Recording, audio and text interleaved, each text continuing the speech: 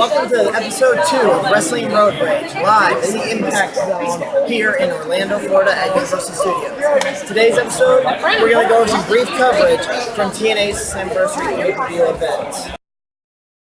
EC3. Mike Bennett mainly take control, but I'm going to give it to my man EC3. And I can say this, that Kelsey's giving me this look for a main reason, and that is because she's still decayed. Yes. So this YouTube channel is going to have a fun show because you got the entire Impact Zone, you got me, Crazy Colin, you got Steven recording, and like I said, Creepy Decay. Stop it. The X Division Championship match at Slammiversary. It was a fatal four-way between the champion Trevor Lee, Andrew Everett, DJ Z, and Eddie. It was a really good match because of lots of flips, mainly because of Andrew Everett. But in the end, Eddie Edwards won, and I was really, really happy. Steve, Abyss, and Mo with Rosemary on the side versus the Bromance with Raquel on the side. So you want me to grow it long again? Yes. So watch, I'll grow it long. He's good, yeah. And it was an awesome match. Cut his hair just yet. And honestly, the K won. So it was awesome. I did not mean to hate you. You know you gotta know. And only the K won. So it was a really good match. There was some stuff that was crazy, and I was freaking out about it. But they Joe, come here. Joe, come here. Joe. This just shows you how much fun we had here. They won, which I was happy. I called you. And then Oh, you cut it off. I got to meet it the next day after. So that was even more awesome. And yeah, it was a good match. No, the idiot was. As you can tell, we are no longer in the Impact Zone. We are actually on the road. You would never know anyway at times. It is SKFeffect and the cat lady in the back. We're heading up now, back to Tampa, back to Ybor City, to attend Shine 35. I feel like we live in a car sometimes. We're always driving somewhere. That's why this is Wrestling Road Rage. Episode 2. The continuation. What you saw just before was a bunch of friends from the Impact Zone. And photobombers. And photobombers galore. I don't know. But we're going to continue talking TNA Slammiversary with a match I was happy to see. Braxton Sutter and the Cowboy James Storm. Can you lower the music so I can actually hear you? That's great. Thank you. Can everyone hear? James Storm is a veteran. He's been there almost since day one. It was really disappointing when he was not originally on the card. So I was glad to see him given a match against a fairly new hiree that had just made his debut to Pop TV, Impact Wrestling, the Tuesday prior. I kind of figured when Braxton put that promo, I was like, oh, he's gonna wrestle James Storm. Just fit, right? And it did.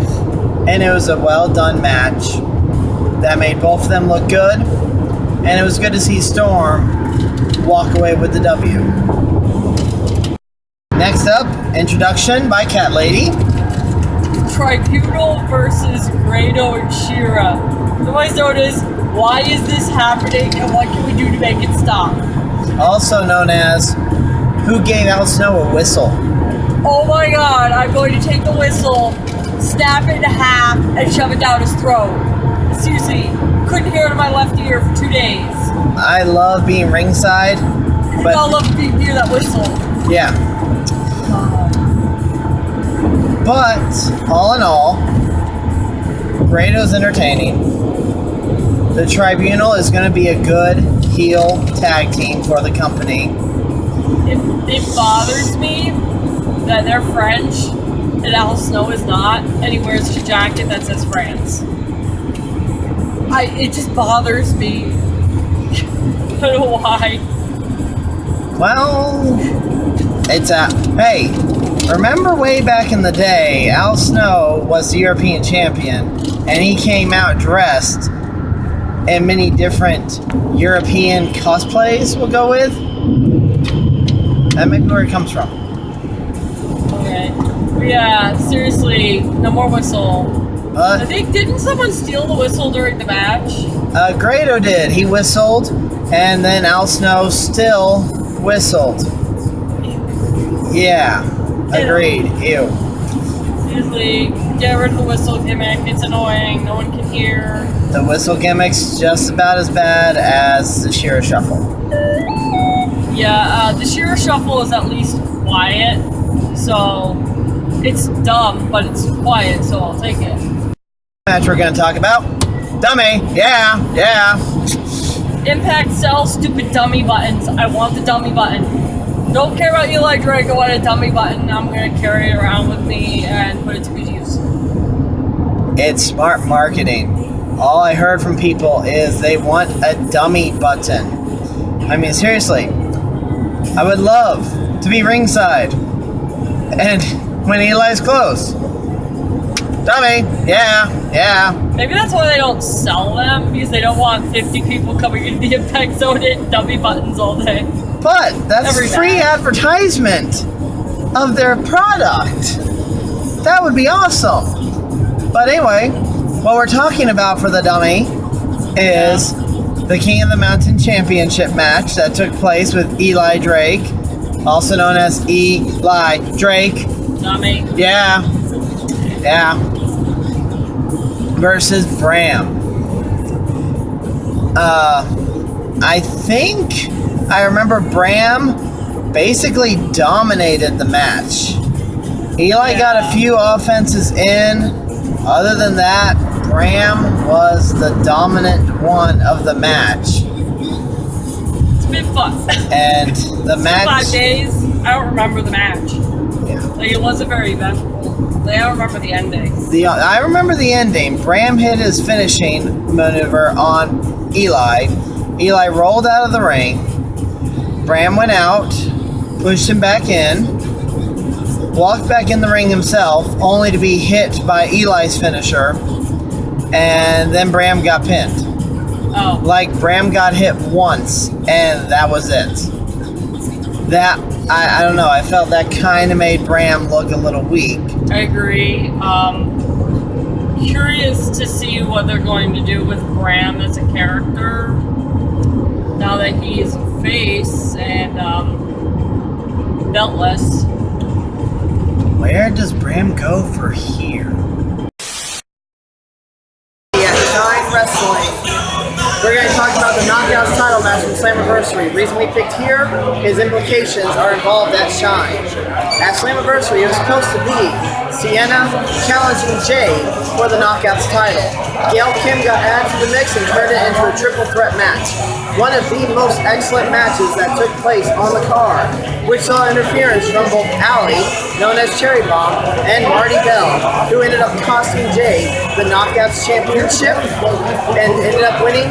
Sienna is the new Knockouts champion, and she will be defending her title here live at Shine Wrestling in Ybor City. That was a little preview of the Orpheum in Ybor City for our small coverage of the Knockouts title. We're going to now talk about a match that's very dear to our hearts. The Broken Matt Hardy versus the Charismatic Enigma, Brother Nero, Jeff Hardy. Gratuitous use of weaponry. Full Metal Mayhem. And the boys lived up to the title of the match. They used a keyboard. Not a computer keyboard, but a real piano keyboard. Strung up and powerbomb Jeff through. We've seen very interesting weapons used in the Impact Zone.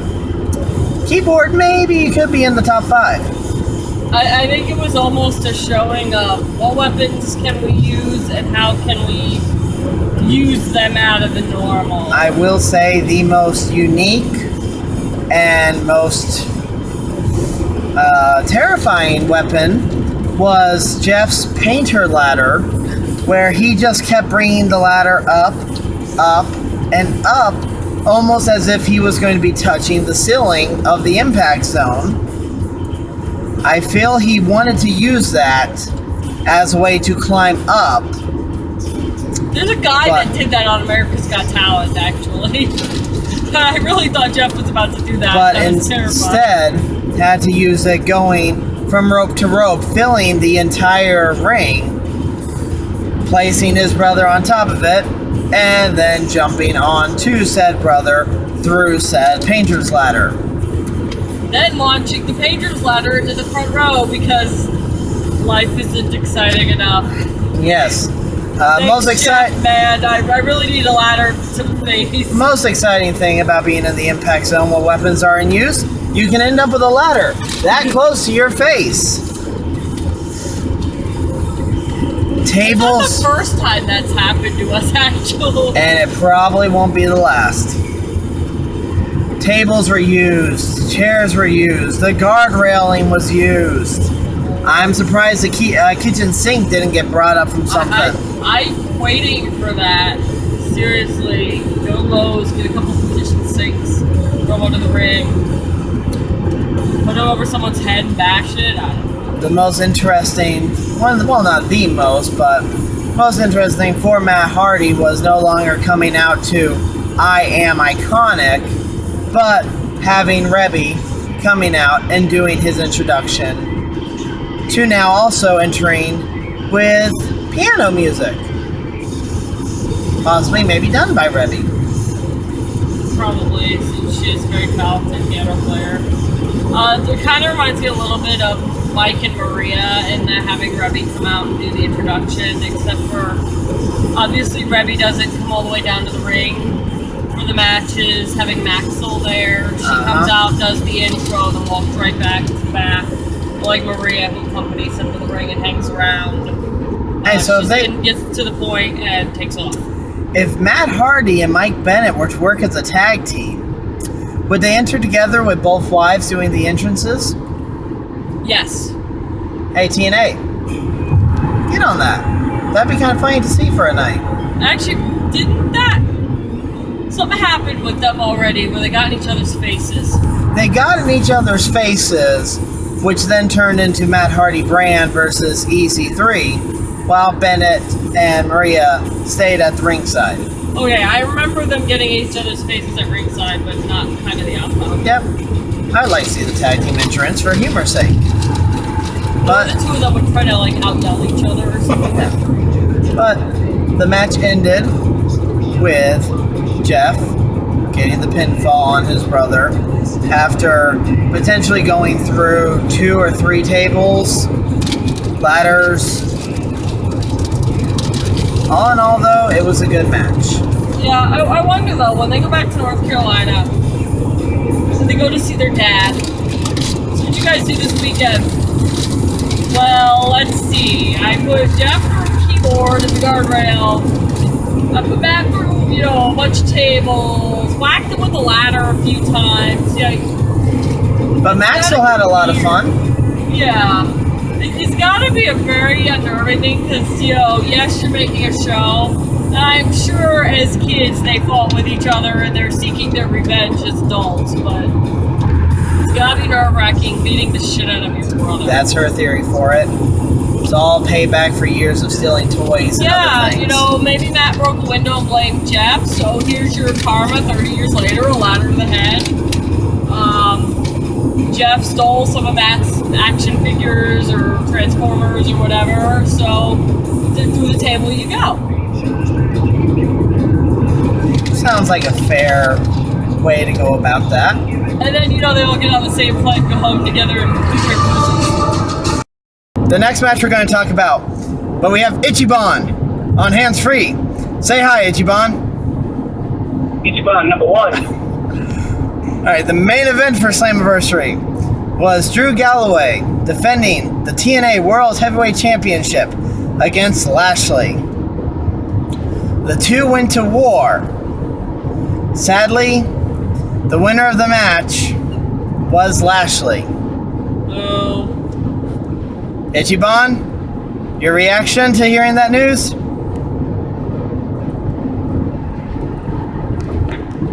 Speechless. Aww. The Ichiban is very sad right now at the news that Drew Galloway lost the TNA World Heavyweight Championship. I thought the ending of the match It's was okay. Because Bobby Lashley is a prima donna, and he'll ask for too much, and then be released. We'll see. He's been with them since what? 2014, so he's been there 2 years right now, strong.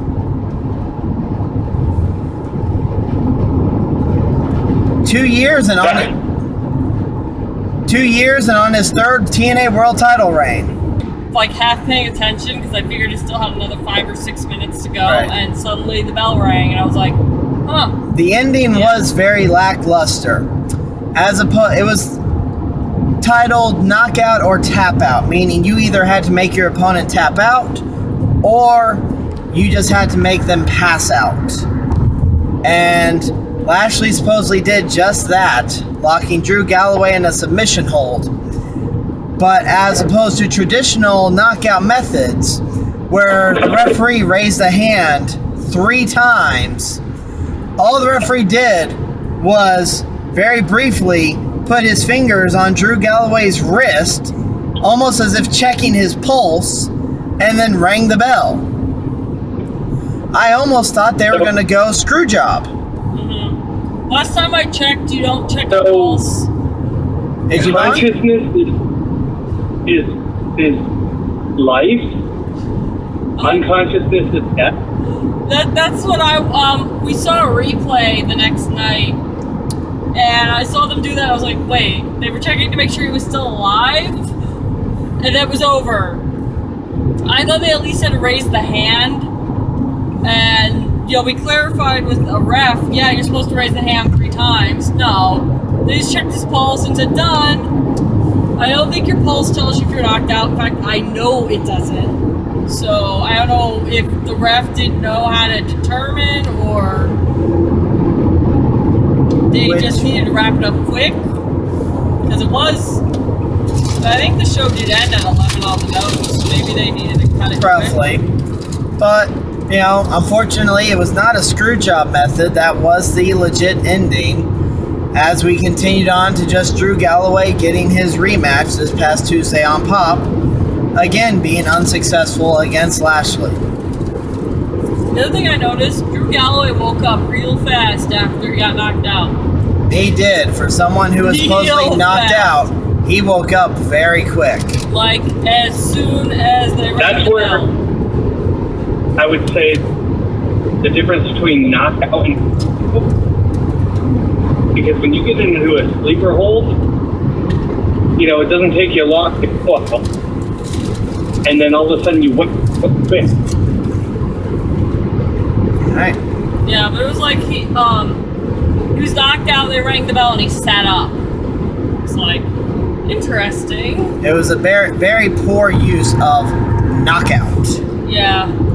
So, that was the discussion for TNA Slammiversary, and that was the main event of the I show. really thought Galloway was going to retain.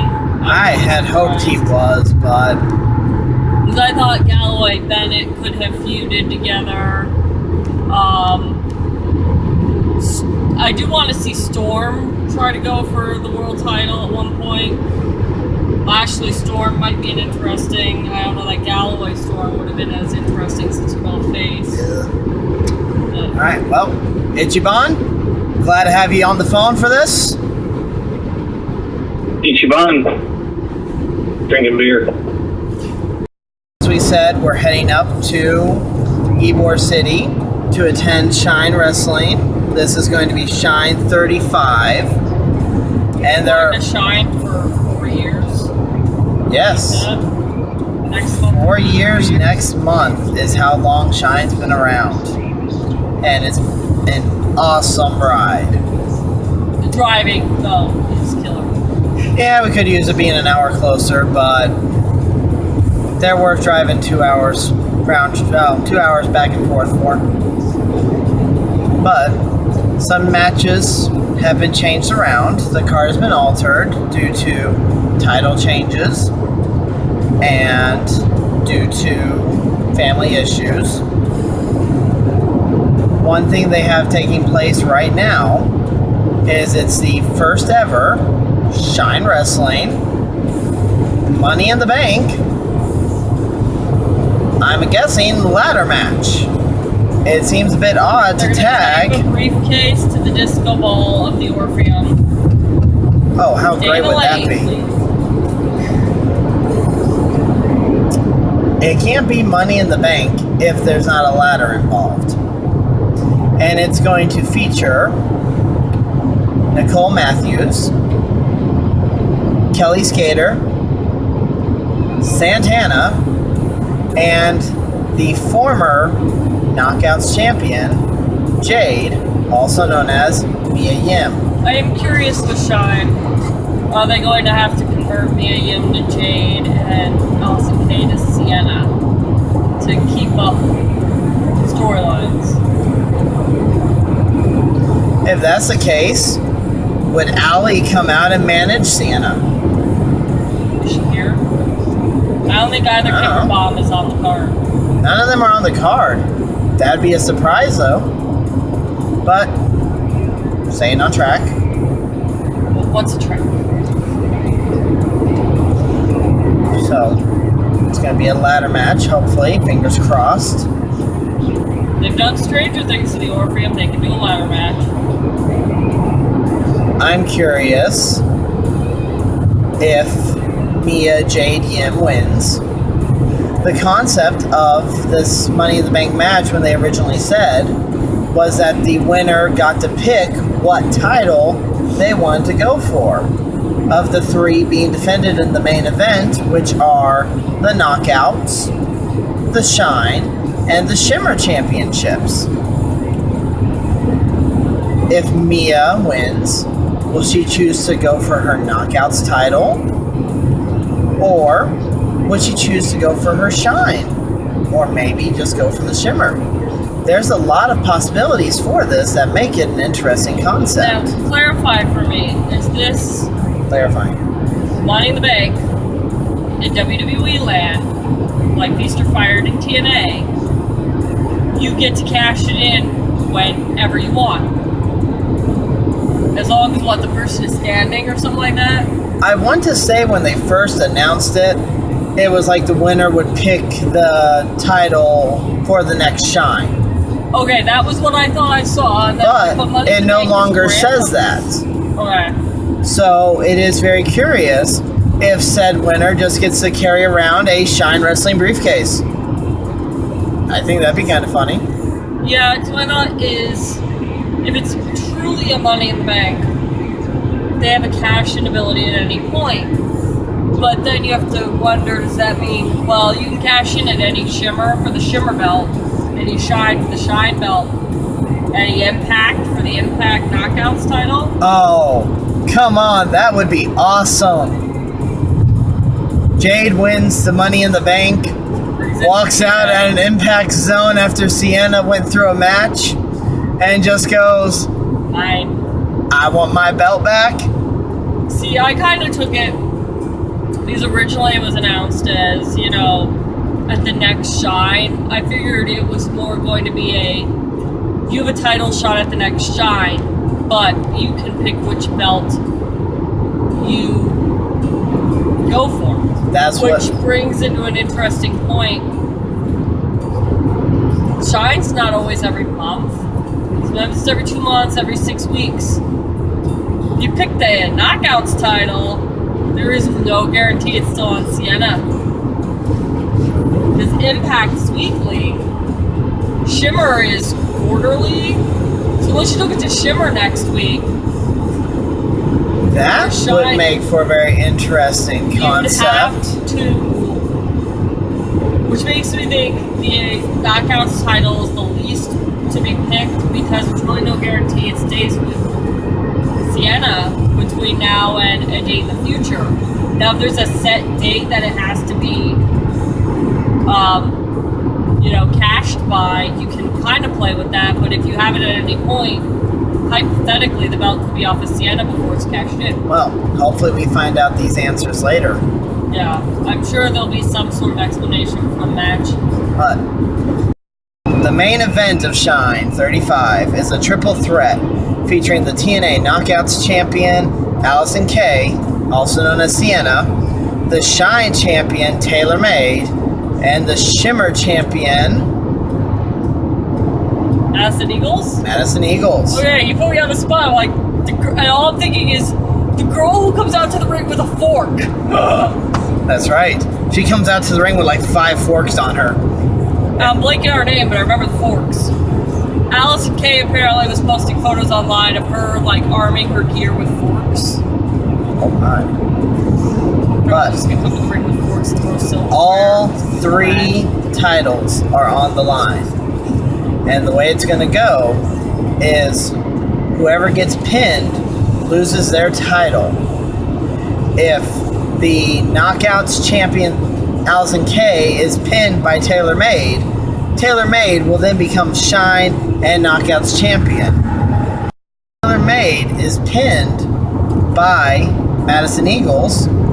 Madison Eagles is going to become the Shine champion, as well as retaining her Shimmer championship. If you're not pinned, no harm, no foul, you leave with the belt that you arrived with. So there are a lot of possibilities in this match for what's going to happen. Most likely, I personally see Allison Kay is probably picking up a win, as she'd be the easiest person to pick up any one of the titles. She's also probably the least likely to be pinned. I agree. She's definitely the least likely to be pinned because neither of the other 2 are contracted with TNA, and that puts everybody in a little bit of an awkward position. Granted, could Allison Kay lose the Knockouts title and win it back at Shimmer? Yeah. But then you have a non-TNA wrestler holding the Knockouts title for at least a week. So I'm going to say Allison Kay will not lose. But, on the other hand, it'd be kind of cool if she did. Because could you imagine Taylor Made making an entrance at the Impact Zone? I beat your champion. I'm here now. That would be really awesome. I wish Shine and Impact would work together. They're so geographically close with their tapings. It's like an hour, 15 minutes between them. And when they do Knockouts Knockdown, half the girls they bring in are from Shine. So One of the best TNA pay-per-views they do all year. I agree. I feel that TNA should look toward Shine for knockouts. Well, Potential future knockouts. I'm about to say, look at the TNA roster right now. The TNA roster: Marty, Jade, Santa, and Cherry Bomb there as Allie.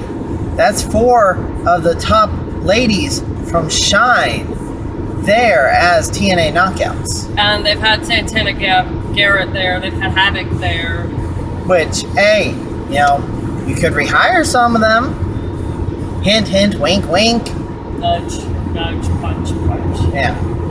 Um, But we're losing focus. I was going to say, I lost what we were talking Triple about. threat title completely. match. Should be a phenomenal match to close out Shine 35. One of the matches, though, I am most looking forward to is earlier on in the card. It is Su Yung versus Kaylee Ray. This match is going to be so daredevilish. I predict it has to be with those 2. That or it's just going to turn into one They're anyway. Go back out onto 7th outside of I feel the whole front row high is going to lose all of our seats. again. Both Kaylee Ray and Su Yung are known for diving out of the ring and straight towards the crowds. And if they know you and they know that you're not going to hurt them or get hurt, you're just like walking. You're a target. Yeah. I can land on you, you're not going to kill me or, you know, do anything cool. We're like losing the camera. Another exciting match that will be taking place is a rematch from last Shine, which is going to be Tessa Blanchard versus Rachel Ellering. I have yet to see Rachel Ellering in person. I watched Shine 34, and she was phenomenal. Yeah, way to miss the last Shine because they didn't announce the show till like 48 hours before. This time we've at least had 2 weeks. Yeah, that was a little bit much to try to hop in the car and run. So, that's one thing I am looking very forward to seeing for this, as well as the debut of former Tough Enough contestant Chelsea Green. We saw her in a dark match at Impact against Mickey Knuckles. She did an amazing job there, and she was also featured at the first TNA One Night Only of the year, One Night Only Live, as a member of a Battle Royal match for the Knockouts title. So, fingers crossed, Knockouts, you saw her, you dark matched her. If you don't hire her, page from Eli Drake, dummy, yeah. Yeah. Thank you. I didn't know it was listed. I have a Halo. As you can tell, we are back on the road. We just left Ybor City, Shine 35. It was a phenomenal show from top to bottom, with the exception of one match, which we're going to ignore. It didn't really happen. And you know, a great thing to have when you're traveling and filming is tech support. Yay, tech support! Fixes the camera every time we hit a bump. The first match we're going to talk about, first match on the card, was the Shine. I love you too, tech support. Was the Shine Money in the Bank match. Sadly, there was no ladders involved. The briefcase. There was a ladder under the ring the whole time. That was unused. And there was nothing was hanging. It was a pinfall elimination match.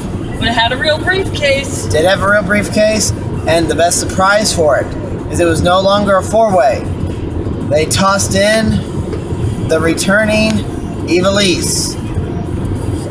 It was an elimination match that saw Mia Yim first get eliminated by countout thanks to interference from Leva.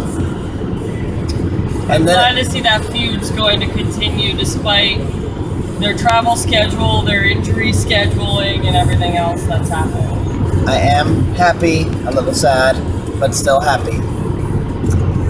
And it came down to Nicole Matthews and Evilise. With Evilise walking away with the win, the briefcase that she could cash in for a shot at any of the titles that are being defended later that night. Shimmer, Shine, or the TNA Knockouts Championship. Match on the card saw the debut of Chelsea Green, former from Tough Enough, debuting against Kellyanne, who is a big wrestler overseas. Cat Lady, your thoughts? I liked the match. I liked Kellyanne. I thought she was a good heel. We saw Chelsea last week do a dark match at Impact, so I get the feeling she's going somewhere at some point. Fingers crossed. She is very talented. One thing against, she likes to smile. Nothing wrong with that, but you shouldn't always be smiling when you have a submission hold being either used by you or on you. Yeah, she didn't have the I'm strong. But, she was more... But, in the same sense, both women knew how to work the crowd. Yeah. And Kellyanne got over pretty well as a heel. And going with the debuts, Rachel Eleanor Yeah. debuted last Shine, Shine 34, against Tessa Blanchard, lost due to interference, so she got to have her rematch, this time, one-on-one. They went around. That was a good match. Cat lady? It's 1 in the morning. Rachel cut away with the win. I got jumped. And then got jumped. But I'm not there yet. They did have a very competitive back and forth match. Now both of these women, I believe, have appeared at NXT. Yes. So, fingers crossed. Big things in the future for either one of them. And I know Ellinger is trained by Lance Storm. Yes. He actually had 4 wrestlers tonight on the Shine card. Ellinger was one of them. Chelsea Green. Chelsea's another. Like, I don't know who the other 2 were, but he had 4 wrestlers in the Shine card tonight. But back to after the match, Rachel was jumped by Sue Young. Who made it to the ring without help. Good for you, Sue. Again, a member of Valkyrie had no management. She came out, she helped jump Rachel, and as Tessa and Sue Young were beating down Rachel, Kaylee Ray comes flying out of nowhere, taking everyone down, which then began their match, which went from in the ring to the front row to the bar to another part of the front row. They went all over the Orpheum, beating the living hell out of each other. This is awesome chants going through the building. I am very sad to say Sue Young did get the win, but it was a good win for Sue. It's one she actually got by pinning the person and not using a poison sock or interference to get the W. The Shine Tag Team titles were on the line as Evie and Shaza McKenzie formed team #Squad Goals to challenge the Shine Tag Team Champions Better Than You, Marty Bell and Jamie Jameson. I always have a hard time with the name. I really like Better Than You, and I like their new music, and I think they make a good heel team. I don't really know of a tag team in Shine right now that could keep up with them or, beat them for the belts. So what you're saying is, currently right now in Shine, there is no tag team better than you. Tis. Thank you. They did a very good job playing the heels they are supposed to be, distracting the referee while the other would sneak attack. They did what the heels are supposed to do. And in the end, they got the W and retained their tag titles. One of the things, my only dislike with the International Shine where a lot of the girls from Shimmer are there, or the title defenses, like this one for example, are kind of predictable because if Shine put the belts on 2 Australian wrestlers who come here twice a year, we'd either be waiting 6 months for the title defense, or they'd have to fly these people back monthly.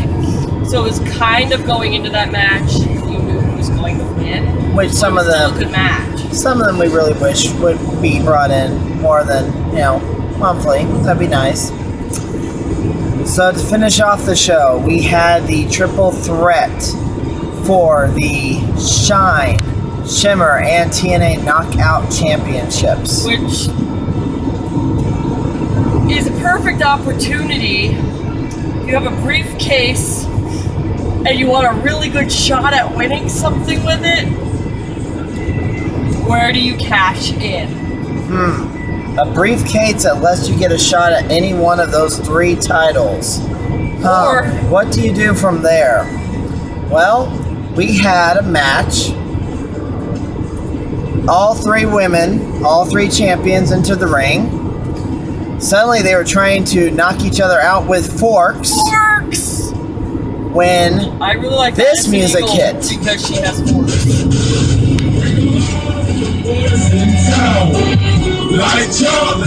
Edit. Beep. And out walks Evilise with her newly won briefcase, thus turning the triple threat into a fatal four-way. Evilise had the perfect opportunity because she had 3 different ways to get a belt. And she also put herself at an advantage that nobody would want to pin her because she didn't have a belt to lose. So I don't think people focused on her as much because sure, you'd retain your own belt, but you had no opportunity for advancement by pinning her. And the whole point of this is to advance. So Evilise did get into position where they would fight her back, but she was least likely to be pinned. Or put in submission holds too, which can really strain you. Well, I think that would have made this match better because Madison Eagle comes out with forks. And everyone in the match had a fork. I wanted Evilise to like come walking out with a pitchfork or something, just like, look at me, y'all got little forks. I'm the big fork or something. I don't know. I just thought that'd be funny. I have a very strange sense of humor. Cat Lady does. She had a pitchfork or like a giant fork or spatula or something. I don't know. These 4 paired off, 2 over here, 2 over there, would switch partners. It was a total brouhaha all over the place. Finally, they got back into the ring. Evilise locked in her submission hold on Taylor Made. And history was made. Evilise is the first ever 2-time Shine champion. Isn't she the longest reigning, too? It's very possible. I think she is. If Reign was first. I want to say. Reign won in July and dropped it in January. And Evilise held until about December. Yeah. So I want to say Evilise did, yeah. So congratulations to Evilise becoming the 2-time Shine champion. And I cannot wait to see what's going to happen next. So that's going to be it for this episode of Wrestling Road Rage. Please hit subscribe down there. And if you have any suggestions, any topics, anything you'd like us to talk about, feel free to leave it in a comment. And we'll bring it up in a future episode. Take care. I am the SKFeffect. As Cat Lady. This is Tech Support hiding over here. Yay, Tech Support. And that's it for the show.